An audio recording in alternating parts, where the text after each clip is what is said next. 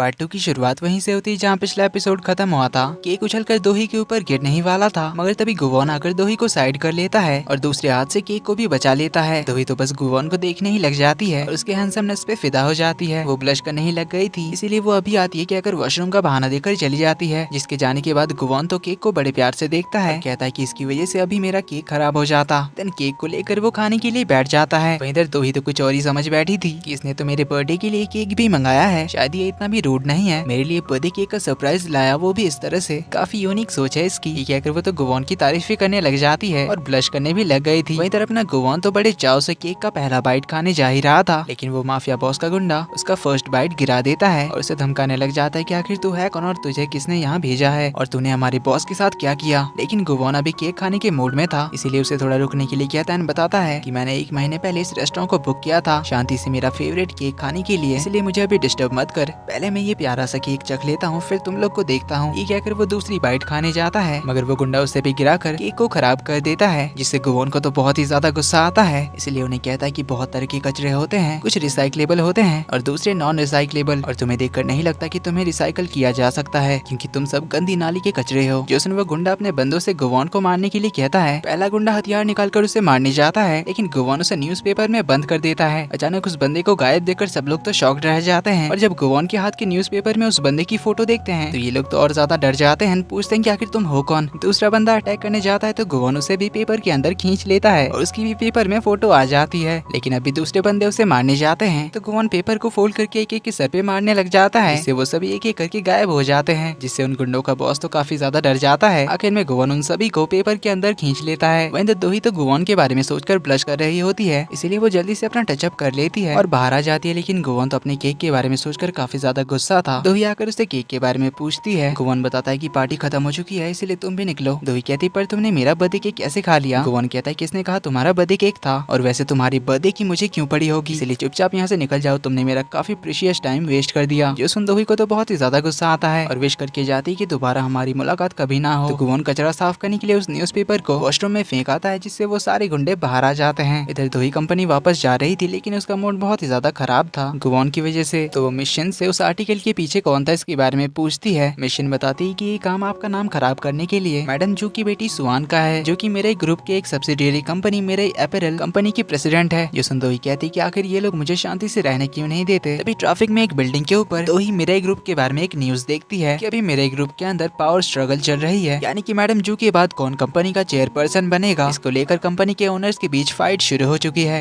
जिससे फ्लैशबैक शुरू होता है मेरे ग्रुप के बारे में, जिसे एस्टेब्लिश किया था मैडम जू ने, जिनके 2 बच्चे हैं। बड़ा बेटा नोसुक, जिसे मैडम जू मेरा ग्रुप संभालने के काबिल नहीं मानती। दूसरी छोटी बेटी सुआन, जिसका हस्बैंड अब्रॉड में रहता है, क्योंकि सुआन को बचपन से पेरिस में रहने का बहुत मन था। तो सुआन के ट्विंस बच्चे हैं ऑस्टिन और जस्टिन, और नोसुक का एक बेटा है। वही मैडम जू का एक भाई भी है, जिनका बेटा जूसियोक भी इस पावर स्ट्रगल का कंटेंडर है, क्योंकि वो भी मैडम जू के दूसरी कंपनी संभालता है। और आखिर में मैडम जू को जिस पर सबसे ज्यादा भरोसा है वो है हमारी दोही, जिसे मैडम जू ने आज से 17 साल पहले अडॉप्ट किया था। तब से वो मैडम जू के लिए सबसे इम्पोर्टेंट है और उन्होंने अभी तक सिर्फ दोही को ही अपना सारा काम संभालने का परमिशन दिया है, जिस वजह से मैडम जू के बच्चों को वो पसंद नहीं है। मगर मैडम जू के रहते वो उसे कुछ भी कह भी नहीं पाते। मगर दोही को ये साफ पता है कि वो इन सब के लिए एक वायरस की तरह है, जिसे ये सभी उनके साथ देखना नहीं चाहते। मगर मैडम जू दोही के बिना कुछ भी काम नहीं करती। कमिंग बैक टू प्रेजेंट, दोही को एक अननोन नंबर से कॉल आता है, जिसका नाम था तेजुन, जो मेरे ग्रुप के फाइनेंशियल टीम का हेड था। वो दोही को बताता है कि मेरे पास कुछ ऐसी इन्फॉर्मेशन है जिससे आप मेरे ग्रुप के चेयरपर्सन बन सकती है। मगर मिस्टर तेजुन वो बात फोन पर नहीं बताएंगे बताते हैं, तो अगर उसे इस बारे में जानना है तो उसे बाद में कांटेक्ट करने के लिए कहता है। दोही इससे पहले उससे कुछ पूछती वो कॉल काट देता है। मगर दोही को इस पावर स्ट्रगल में कोई इंटरेस्ट नहीं था, इसीलिए वो मिशन से कहती कि अब ये लोग मुझे भी इस पावर स्ट्रगल का हिस्सा बनाने के पीछे पड़े हुए हैं। तभी उसे मैडम जू का मैसेज आता है, जिसमें उन्होंने लिखा था कि लगता है मेरा टाइम आ गया है, फिर मिलेंगे हेवन में। जो देखकर दोही काफी घबरा जाती है, इसलिए वो जल्दी से हॉस्पिटल पहुंच जाती है, जहाँ वो मैडम जू को देखकर बहुत ज्यादा रोने लग जाती है, क्योंकि उसे लग रहा था कि मैडम जू अब नहीं रही। लेकिन वो तो अपनी आंखें खोलकर कहती है कि अब चिल्लाना बंद करो, मैं बस सो रही थी। जो सुनकर दोही को चैन पड़ता है, लेकिन वो उनके इस मजाक से गुस्सा होकर जाने लगती है। मैडम जू उसे वापस बुलाती है, दोही तो उन पर गुस्सा करने लग जाती है। जो सुन मैडम जू कहती है कि क्या तुम्हें लगता है कि मैं कभी नहीं मरूंगी, जिस पर दोही कहती कि गॉड झूठे लोगों को हेवन में नहीं आने देते। मैडम जू कहती कि इसीलिए तो मैं अच्छे काम करती हूँ, याद से हर हफ्ते काफी सारे पैसे डोनेट करती हूँ, जरूरतमंदों की हेल्प करती हूँ, इसलिए मेरे अच्छे काम देखकर भगवान मुझे एंट्री दे ही देंगे। तो दोही उन्हें मजाक बंद करने के लिए कहती है। तो मैडम जू कहती कि एक सरप्राइज है तुम्हारे लिए, जो कि उसका बर्थडे केक होता है। दोही कहती है आपको पता है ना कि मैं बर्थडे नहीं मनाती। इस पर वो कहती कि इसीलिए तो मैं ये केक गिफ्ट लाई हूँ ताकि तुम्हारे साथ इन अच्छे पलों को मैं याद रखूं, क्योंकि मेरी मरने की तो उम्र हो ही चुकी है। वैसे मेरे मरने के बारे में सुनकर तुम्हें कैसा फील हुआ? तुमने हमारी सारी मेमोरीज को याद किया? दोही कहती है हाँ, किसी हॉरर मूवी से कम नहीं था। इस पर मैडम जो कहती है कि इसीलिए तो मैं कहती हूँ कि मेरी बात मानो, आखिर कब तक तुम ऐसे रिबेलियस बनकर रहोगी? तुम बचपन से ऐसे ही हो। घर से भागकर कॉलेज चली गई। दोही कहती क्योंकि आप पहले ही दिन इतनी लंबी कार लेकर मुझे पिक करने के लिए पहुंच गई थी। जिस पर वो कहती कि क्योंकि मैं नहीं चाहती थी कि दूसरे बच्चे तुम्हें किसी ऑर्फन चाइल्ड की तरह ट्रीट करे। जिस पर दोही कहती कि फिर आपने मेरे कॉलेज के बॉयफ्रेंड को पैसे देकर ब्रेकअप करने के लिए क्यों कहा? मैडम जो कहती कि क्योंकि मुझे उसकी वाइब पसंद नहीं थी और वो तुम्हारे लिए सूटेबल तो बिल्कुल भी नहीं था। देन दोही से ब्लाइंड डेट के बारे में पूछती है, जिस पर वो बताती है कि बहुत ही खराब गया। मैडम जो कहती कि लुक्स पर ध्यान मत दो, वो लड़का अच्छा है भले ही वो कैसा ही दिखता हो। दोही कहती कि सिर्फ शक्ल ही तो उसकी अच्छी है, बाकी वो बहुत ही बदतमीज और रूड किस्म का लड़का है। मैडम जो कहती कि क्या वो तुम्हें हैंडसम लगा? फिर वो उसका फोटो निकालकर उससे पूछती कि क्या ये रियल लाइफ में अच्छा दिखता है? दोही फोटो देकर पूछती कि आखिर ये है कौन? मैं तो गुवोन नाम के लड़के से मिली थी। ये कहकर उसका कार्ड दिखाती है तो ये लोग मिशन को बुलाते हैं, जो पता करके बताती है कि उस मैच मेकिंग कंपनी से एक गलती हो गई थी। उन्होंने उसी रेस्टोरेंट के दूसरे ब्रांच का एड्रेस दे दिया था, इसीलिए जिस लड़के से आप मिली वो कोई दूसरा ही था। दोही को भी रियलाइज होता है कि इसीलिए वो इतना ज्यादा चिढ़ रहा था। इधर हम गुवोन को देखते हैं जो उसके इंस्टीट्यूशन के एक ऑडिटोरियम में आता है, जहाँ गायोंग नाम की लड़की एक ट्रेडिशनल डांस प्रैक्टिस कर रही थी। वही सीट पर उसका असिस्टेंट बैठा हुआ था जिसका नाम था पार्क, और ये वही 200 साल पहले जोसन एरा का वो भूखा आदमी था जिससे गुवोन ने कॉन्ट्रैक्ट साइन कराया था 10 साल का, जिस कॉन्ट्रैक्ट को गुवोन ने काफी ज्यादा एक्सटेंड कर दिया है, इसीलिए वो अभी भी जिंदा है। इधर मैडम जो मिशन से कहकर गुवोन को कॉल लगवाती है और इनके मिसअंडरस्टैंडिंग की वजह से दोही ने जो उसका टाइम वेस्ट किया उसका कॉम्पेंसेट करने की बात करते हैं, लेकिन गुवोन तो रूडली मना कर देता है। जोसन दोही कहती है कि देख लिया ना ये कितना ज्यादा रूड था, और मैडम जो कहती है कि जो हुआ जाने दो इसे, लेकिन तुम जल्दी से अपना पार्टनर ढूंढ लो और शादी कर लो, क्योंकि मैं मरने से पहले तुम्हारी शादी देखना चाहती हूँ, जिसकी तैयारी मैंने कर रखी है। ये कहकर वो अंगूठी का बॉक्स निकालती है जिसमें 2 अंगूठी थी, दोनों को ही वो दोही की उंगली में पहना देती है और कहती कि अपना सुटेबल पार्टनर मिलते ही बिना देर के ये अंगूठी पहना देना, तब तक इसे पहने रखना। देन उसका बर्थडे केक निकाल कर कहती है कि 20 साल से ज्यादा हो चुके हैं तुम्हारे पेरेंट्स के डेथ को, उसे भूलकर अपना बर्थडे सेलिब्रेट करो। जिससे हमें समझ आता है कि उसके बर्थडे के दिन ही उसके मॉम एंड डैड की डेथ हुई थी, इसीलिए दोही अपना बर्थडे नहीं मनाती। लेकिन मैडम जो के लिए दोही हैप्पीली बर्थडे मनाती है और उनके अच्छे हेल्थ की विश करती है। मैडम जो फिर से उसके लिए लड़का ढूंढने के लिए लग जाती है, जो देखकर दोही वहाँ से काम का बहाना देकर भाग जाती है। इधर दोही के कॉल आने की वजह से गुवोन को अपने केक की याद आ जाती है, इसीलिए वो चिढ़कर जाने लग जाता है। तभी पार्क आकर उससे पूछने लग जाता है कि आप इतने चिढ़े हुए क्यों लग रहे हैं? गुवोन कहता है कि क्योंकि मुझे अपना फेवरेट केक खाने को नहीं मिला इसीलिए। पार्क पूछता है कि फिर आप इतने टाइम कहाँ बिजी थे? गुवोन कहता है कि एक ब्लाइंड डेट। उसने ये कहा था कि स्टेज में डांस कर रही गायोंग चिल्लाकर कहती कि डेट? आखिर तुम किसे डेट कर रहे हो? क्या वो लड़की मुझसे ज्यादा खूबसूरत है? कहीं तुमने उसके साथ नाइट स्पेंड तो नहीं किया? गुवोन तो उसकी बातें सुनकर शॉक्ड रह जाता है, कहता है कि इसे इतनी दूर से कैसे सुना दिया। गुवोन तो काम का बहाना देकर पार्क को लेकर यहाँ से भाग जाता है। इधर मिस्टर तेजिन जो दोही को इन्फॉर्मेशन देने वाला था उसे एक आदमी मार देता है। इधर गुवोन अपने पावर से अपना सारा ऑफिशियल काम कर रहा था, तभी यहाँ पे गायोंग चिल्लाते हुए पहुंच जाती है कि आखिर वो लड़की है कौन जिसके साथ तुम डेट पर गए थे? पार्क आकर उसे समझाता है कि ऐसी कोई बात नहीं थी, बस थोड़ी सी मिसअंडरस्टैंडिंग थी। तो हमें पता चलता है कि पार्क और गायोंग दोनों ही पिछले जन्म से गुवोन के साथ हैं और गायोंग को गुवोन पे क्रश भी होता है, लेकिन गुवोन को वो दोनों ज्यादातर इरिटेट ही करते थे, इसीलिए वो उन्हें कहता है कि तुम दोनों को मैंने बेकार ही जिंदा रखा है। पार्क कहता है हाँ हाँ पता है, आप अकेले नहीं रहना चाहते इसीलिए तो आपने हम दोनों को जिंदा रखा है। पर गुवोन थोड़ा अकड़ दिखाते हुए कहता है कि मैं एक इमॉर्टल डेमन हूँ, मैं इतने सालों से अकेला रहा हूँ, मुझे क्यों तुम दोनों की जरूरत पड़ेगी? तुम्हें क्या पता इमॉर्टल होने का अलग ही मजा है जिसे तुम इंसान कभी नहीं समझ सकते। ये कहकर वो उन्हें काम पे लगने के लिए कहता है। दूसरी ओर हम दोही को देखते हैं जो एक बीच पर आती है जहाँ वो अपने मॉम डैड के साथ आया करती थी। तो यहाँ पर वो अपने मॉम एंड डैड को याद करती है और यहाँ पर उनके साथ बिताए हुए पलों को याद कर रही होती है। रात हो जाती है, हम गुवोन को देखते हैं क्लॉक टावर के ऊपर जिसे आज कुछ अजीब लग रहा था। दूसरी ओर हम दोही को देखते हैं जो रात के 12 बजे तक बीच पर ही होती है। 12 बजने के बाद वो कहती है कि आखिरकार मेरा श्रापित बर्थडे खत्म हुआ। तभी एक कैब का ड्राइवर आता है और कहता है कि आपकी गाड़ी आ चुकी है। इसमें दोही बैठ जाती है। थोड़ी दूर जाने के बाद उसके फोन पे नोटिफिकेशन को चेक करती है, इसमें वो देखती है कि उसने जो कैब बुक किया था उसकी लोकेशन अभी भी 17 मिनट दूर दिखा रही है। अभी वो ड्राइवर को देखती है जिसके गले पर खून के निशान थे, तो उससे पूछते कि आखिर तुम हो कौन? तो हम देखते हैं कि ये वही किलर था जिसने मिस्टर तेजिन को मारा था।